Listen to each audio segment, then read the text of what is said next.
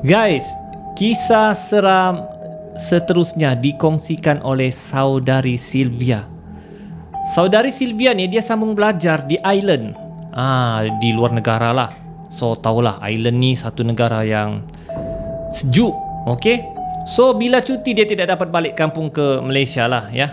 Dia bercuti di rumah rakannya. Rakannya cakap cutilah di rumah saya. Nak payahlah balik Malaysia. Lagipun tambang ke Malaysia agak mahal lah.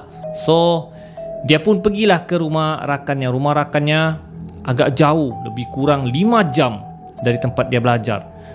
Dan sampai saja di rumah rakannya tu, rumah rakannya ni jenis farmhouse.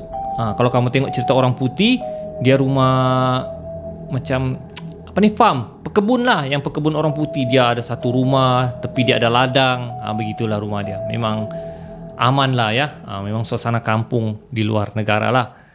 So diorang merancang esok untuk pergi hiking. Di belakang perumahan mereka ni ada tempat hiking.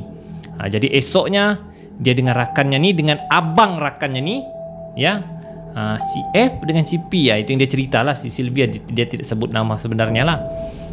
Jadi mereka pun pergilah hiking. So sampai di satu tasik.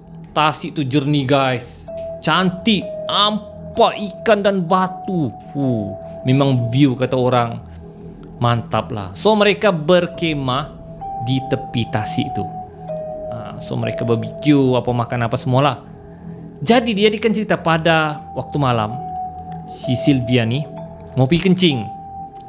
Jadi mereka buat ada satu tandas lah, tandas khas untuk camping kalau kan di belakang pokok. Jadi dia pun pergilah bawa botol air. So dia pergilah kencing. Lepas pergi kencing tu, dia mau balik pergi kemahnya lah.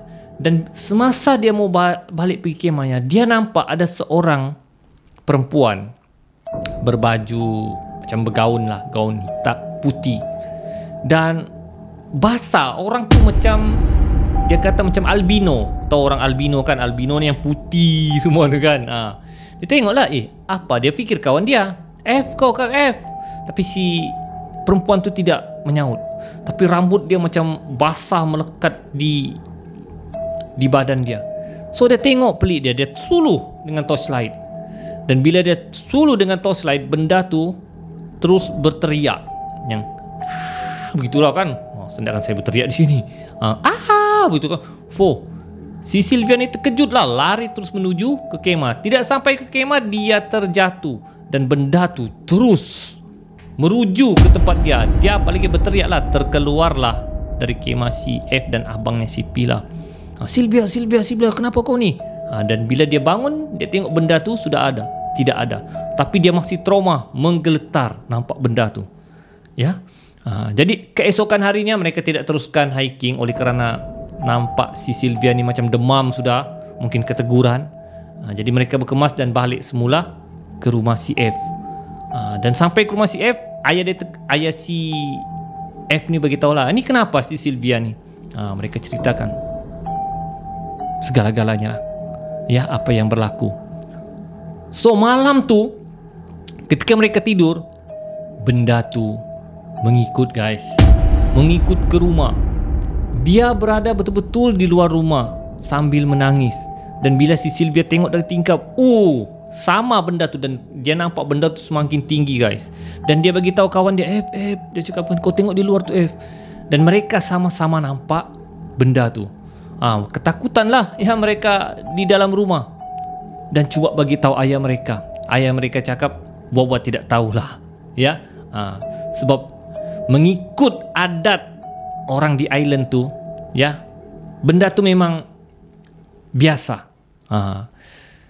Kemungkinan keesokan harinya si Sylvia mendapat panggilan telefon yang memberitahu bahwa pak cik dia meninggal dunia. So ayah dia kaitkan, dia kata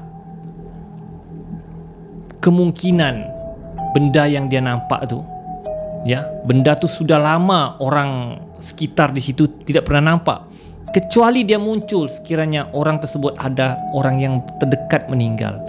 Kemungkinan benda tu muncul memberitahu yang bahawa ada family-nya meninggal. So Sylvia pun macam sama ada percaya atau tidaklah sajalah. Mungkin itu adat mereka di island.